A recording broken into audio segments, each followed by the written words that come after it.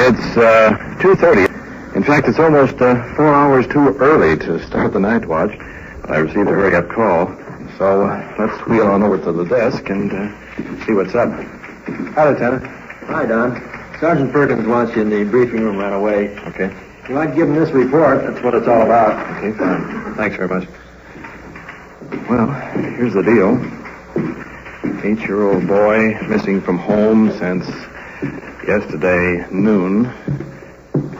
Possibly maybe victim of foul play. Well, that was the reason for the rush call. By the way, I'm a police recorder, and my name is Don Reed, and you're following us here on this investigation. As you do, remember one thing. The people you hear are not actors. This is it.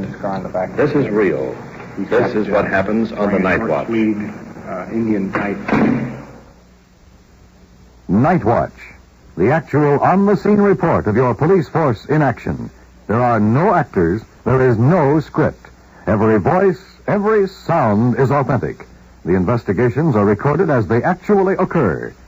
Night Watch is presented with the cooperation of the Police Department of Culver City, California. W.N. Hildebrand, Chief.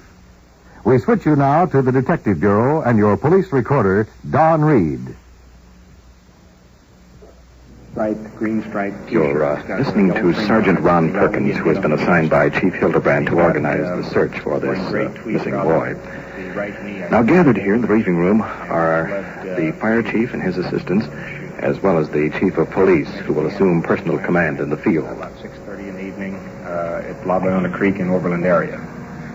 So we'll go on down to that point and work out of that point. We can start dispatching in both directions. Okay? We'll bring some poles and lights and walkie-talkies. Everything have available enough. Oh, yeah, we got. That's right. You got enough of your men here. We'll take one truck down there. Well, that's our starting point. So let's move out to the La Leona Creek area and set up headquarters. Yeah.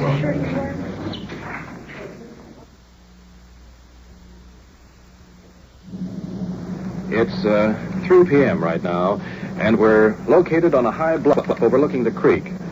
Now, here's a picture. Just looking overhead, the sky is very overcast and threatening rain. And if it does, well, this creek will become a raging torrent in a matter of minutes. Now, couple this with the fact that there's less than, I should judge, about 2 hours of daylight left. You can see the reason for our anxiety. Now, Sergeant Perkins is talking to members of the fire and police department, so let's move right in on that conversation. Sergeant David, the motor officers will take the pavement. They'll ride the creek on the pavement. I see. And I've got these 4 boys here. You can take 2 with each crew, and they can check in the culverts and that part of it. Well, now, we've got some our pike poles and also grappling hooks. Rope along in case it's needed. Yeah, it should be in any of the deep pools. Now to check out the deep pools. We won't find a deep one until we get below Inglewood. There's some pretty good ones down there. There's one right down here, just below that dam, but these things will easily reach it. Yeah. But below Inglewood, you see, we get a couple pretty good ones down there. You can't get too near the center of them. We may have to drag those, Well, why don't you go down and check that area? All right, we'll call you back and tell you where the deep pools are at, see? Right. Okay. Yeah. And you'll have 2 of your motors check the east end of the... Take the upper end of the creek. Okay, fine. Yeah. Well, if you want to do that, then we'll start these from here. Yeah. Captain? Wilson? You've got the lifeguard coming in from... lifeguard service is coming in from the ocean, up Leona Creek, till they meet the firemen going down this way to the ocean. All right, fine. Well, we've got it pretty well covered here. Englander, would you stand by here and be the contact here? At the present time, Martin will meet you here. When the hot rodders start coming down, start fanning them out through the hills, right? All the way up? All through the hills. Yeah. Cover every part of it they possibly can. All right. Mike, would you and Bob...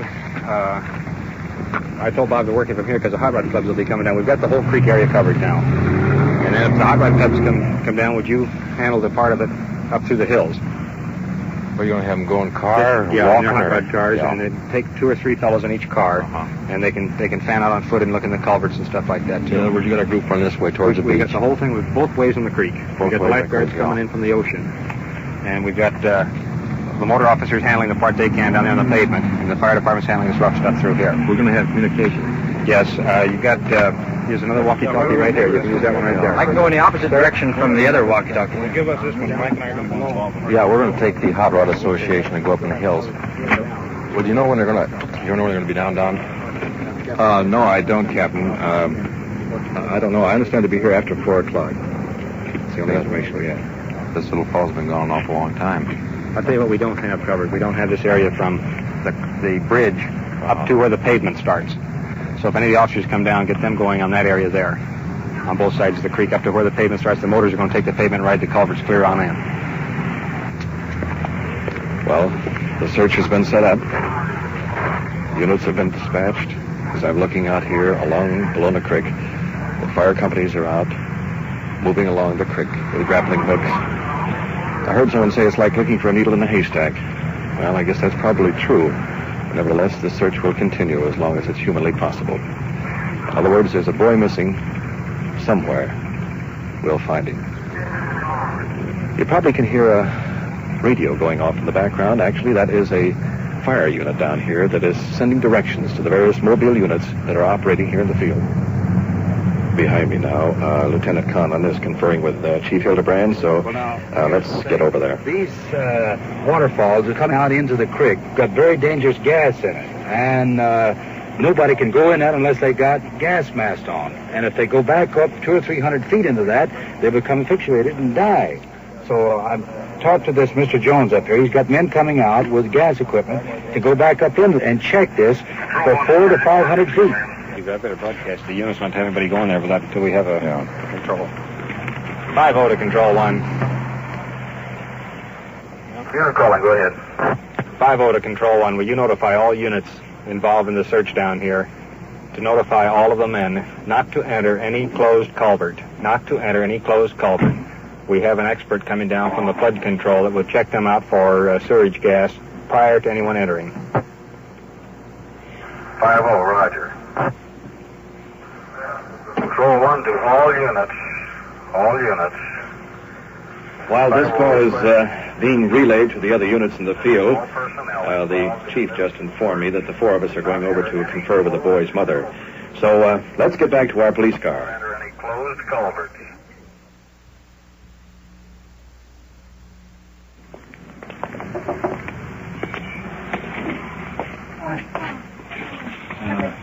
No, not just that. Are they grappling? Well, they got You tell me the truth now. checking everything. They got the Los Angeles Aero Squadron in the area. Do you have any trouble with the boy earlier? I spoke to him in a harsh tone of voice. I was angry at him. He had torn down the curtain in his room, and he had just turned his bed upside down.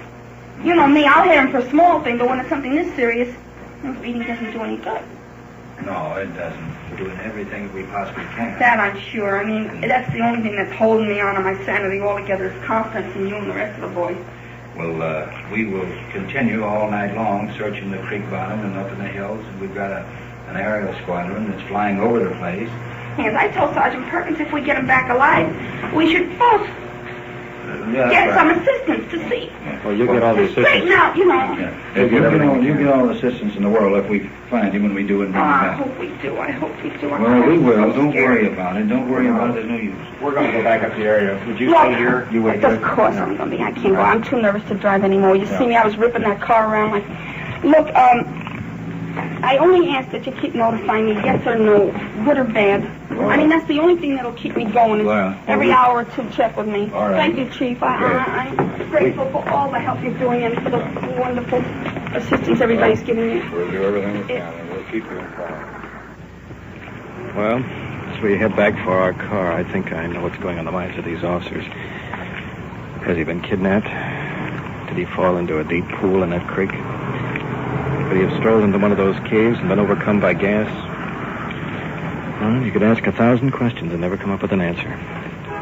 So far, not even a lead. Well, I guess this is where hard work and a prayer comes in.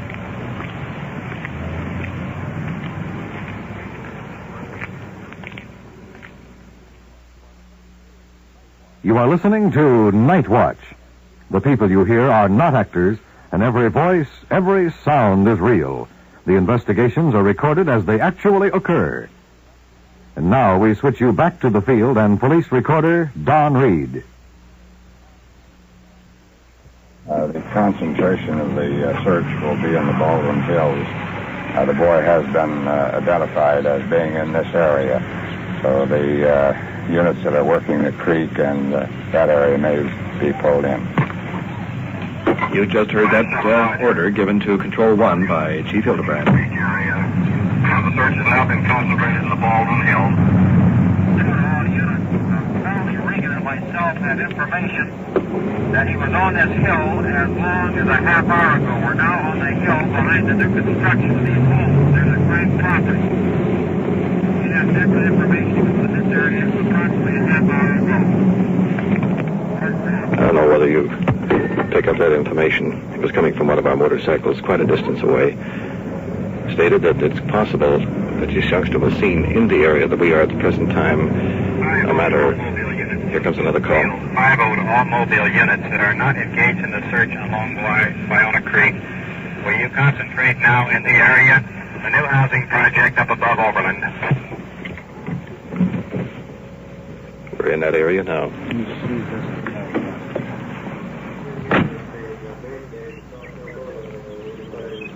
Did you hear somebody yell, or is my imagination? A kid in the red over there. No, that's two guys that are helping.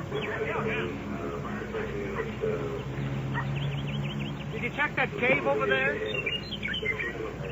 Well, it's up the road. Okay. Is that an open gate there? I guess it is. I can see It looks like it's open. Perkins down there coming up the hill. Right, what are you sweating about, Sergeant? Running. We can pull that creek search off. I think it's one of these. Apparently, was last seen at approximately 3 o'clock this afternoon in the development on the hill, the Craig development. And the householder for a drink of water. Well, you probably could pick up part of that coming up over that motor. Officer Bovard taking off up the hill. Let's get back onto our police car. 5 motor the units down at the La Ballona Creek in Oberlin area. The sheriff's aerial unit is in the field now over La Ballona. Would you have one of the sheriff's cars stand by down there relative to any communication between the airplane and their office? Here in our police car once again.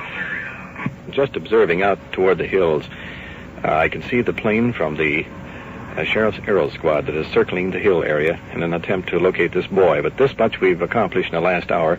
I think we've established fairly well that the youngster at least is alive and is somewhere in the hills area. I think it's just a matter of time now before we will close in, because there are, well, I wouldn't even hazard to guess the number of units that are looking for it, but it must be up somewhere in the 20s. 5-2. Here comes some more calls through. Would you go to the fall of the bridge and pick up 4 of the... No, this doesn't relate to our situation other than just picking up some of the youngsters that are in this search. So now, all we can do is stand by here in car 57 and await further developments.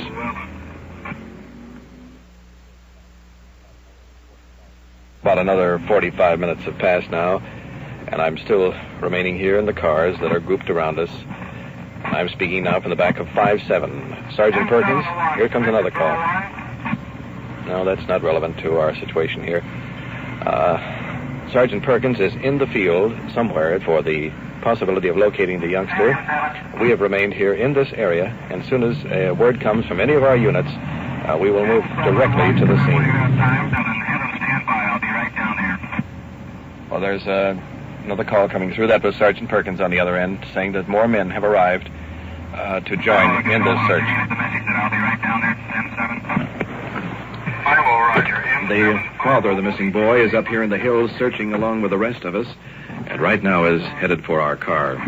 Did they finish dragging the creek? Yeah, they've worked on down considerable distance. I don't know just how far they got, but within the last hour alive and was headed up toward the hills. So that's where we're going to concentrate.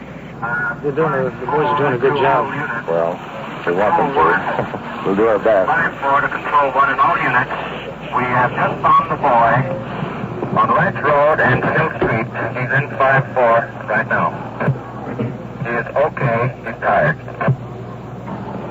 We're going to take him to the station. Well, I think you heard that call, but just in case you missed it, the boy is safe and just tired and is in custody. And you can just see as well as feel the tension released on the faces of everyone here. So let's get back and meet car 5-4 with the youngster at police headquarters. Missing jewel has been found.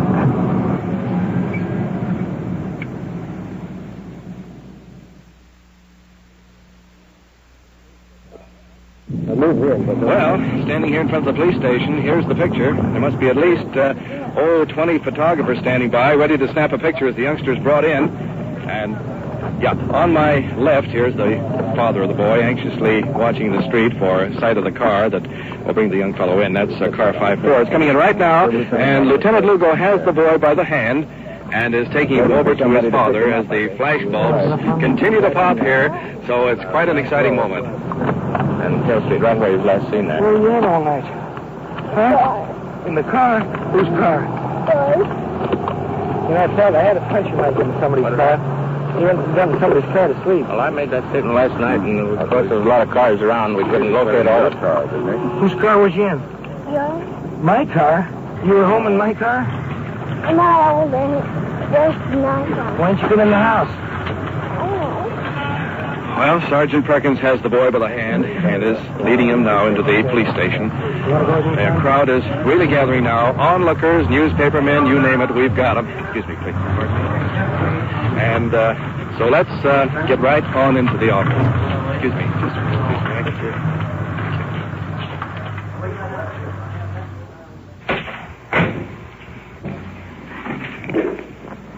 Here in the Detective Bureau, and Sergeant Perkins is talking with the boy, along with Chief Hildebrand and Lieutenant Conlon.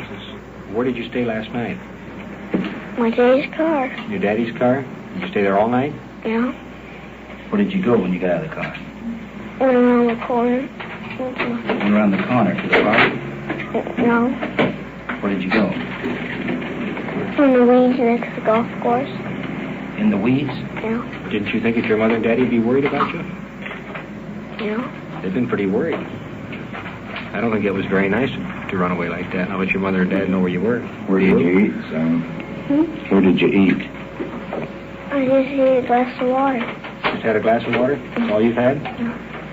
You see, if any time that you're away, if you are any time away, you should always try to find a policeman and tell them that you've got some trouble. And then you don't have any more trouble because we know where you are, and then we don't have to get a whole lot of people out and look for you. Glancing down the hall, I can see the mother of this young boy coming up the stairs, being supported by her husband. As you can well imagine, she appears to be just about overcome with joy.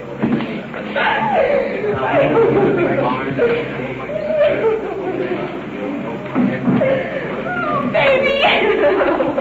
It's like you drowned in the creek. Oh, Right at the moment, I guess you can say, pandemonium reigns. Tears are pouring down the mother's face, and the father is standing by with Sergeant Perkins, while the cameramen are firing pictures from every angle. Oh, you're I'm Sergeant Perkins, yes. Oh, yeah. I don't think heard about you on radio. Thank you. I don't think the boy should be punished right now, but we'd like to have him come back to one of the juvenile hearings, say probably next Wednesday night, the three of you. Darn right. Darn right. Everybody's We want to do something about it right away. There's no sense in something like this, George. But in the meantime, I don't think the boy should be punished. We will. Right. We will. Okay. Very good. We can stand some help. Because there's this thing here, this is it, you know? Again, I appreciate everything everyone has done, and please tell all those men that We've already thanked I think you ought to thank them all for helping you, don't you? Thank you. Bye, young fella. You're not going to run away anymore, honey. You promised them on your words on your scabs on. Well, Sergeant, there he goes. Yeah, he's a lucky boy, Don. Well, it's after 6 o'clock. Let's get back to work. Why don't you sit down and get us some coffee? I've got reports to make. Take about 15 minutes. Okay. I'll meet you over in the office. You buying? I'll get it.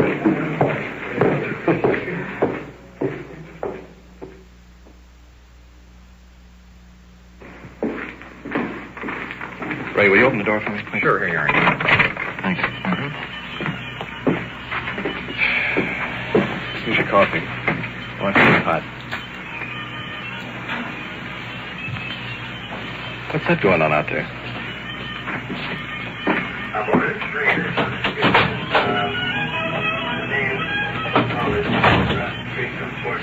Sergeant, I've been around a lot of police departments in my life, but this is a new twist. I don't quite get it. Why the music going on out there? Well, Don, did you see the woman sitting out there with the record player? Yeah, I saw her. She came in the station a few minutes ago. Sergeant Green just called me. And brought this record player in, sat down, started playing it. You mean she's just sitting there playing records? She's just sitting outside playing records. I just put in a call for Lieutenant Lugo, had him come and interview her. I think we've got a psycho case on our hands. Uh-huh. So wait just a second, let me see if I get him. Right.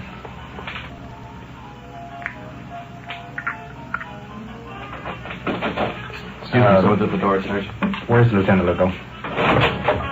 Oh, wait a minute. Here he is here. Okay, thanks. Come in, Lieutenant.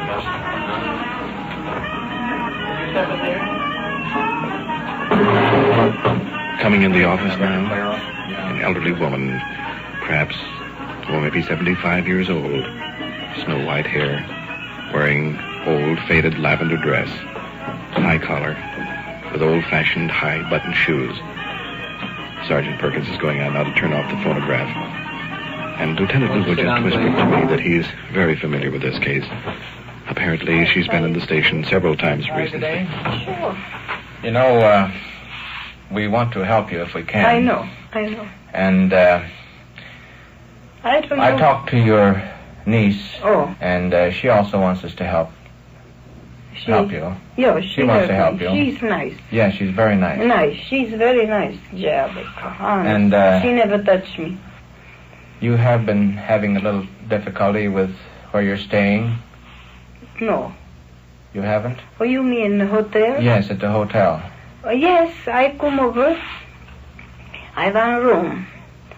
The smell like pig. Oh. Yes. Well, did you find the clothes that you thought you had lost the other day? Yes. I come, I said, give me my suit. I tell you, afternoon, my sister come. He said, I can find it. I never been in anything. You've come here before. Yes. And come here for help. And we've been trying to locate you to help you. Yes. And I am so hurty. Honest. Yes. Officer. Surely. I like you. Yes, but he said to me, you'll be someday to police station arrested. I said, what do you think I am? They say with me too. They think I like truck and winter training and the violence. You come here with several different types of problems here. Mm-hmm. And I believe that you're the type of person who'd like to have some help. Sure. And I think that... Why that beat me? No one is going to hurt you. No. And we're going to possibly go see a doctor that'll help you. I go for doctor. Well, I go today. Before yesterday, we have some doctors that can help you, and at a good hospital, and possibly they can give you all the assistance that you need. Yes. We have tried to get your family together to agree on this, and I believe that they are in accord with what we want to do to help you. So if you will go along with us in a little while, we'll go down to Los Angeles, and we will take you to the hospital. Yes. And I think it'll make you feel a lot better. Very. Well, that's fine. All right. If you'll just wait a few minutes. Yes.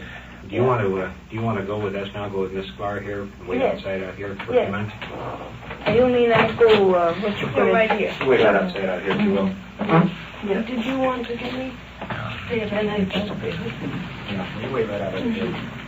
Watching her leave the room, she's heading for her record player. Here we go again. She's outside now, Lieutenant, playing the record machine again. What do you think? Well, she's quiet, I guess, sitting there, so I think you'd better assign a man to take her down to the General Hospital for observation. Okay. evidently a mental case, and possibly can get some help down there. All right, I'll get one of the officers, then I'll have Miss Sklar ride down as matron. That's fine. Okay, Thanks, well, Bert. you bet.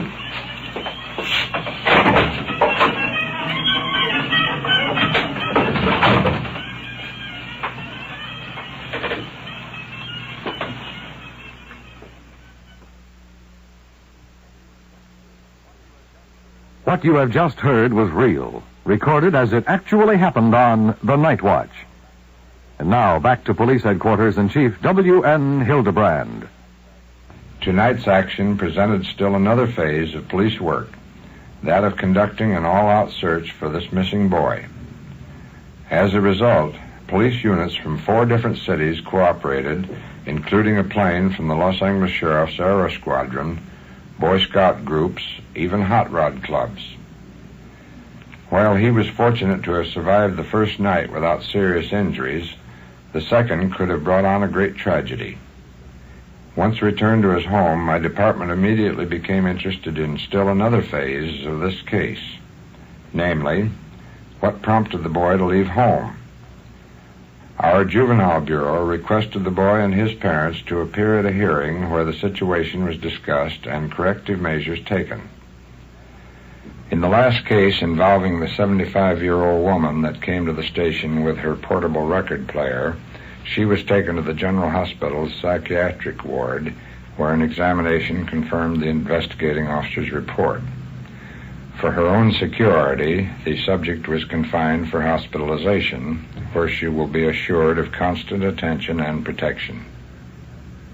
The average citizen I know wants to aid his local law enforcement officers in every possible way. If we succeed in bringing this message to just a few, then our efforts shall be well rewarded in bringing you Night Watch. Thank you, Chief Hildebrand. You have just heard on-the-scene reports of your police force in action. Every voice, every sound has been real.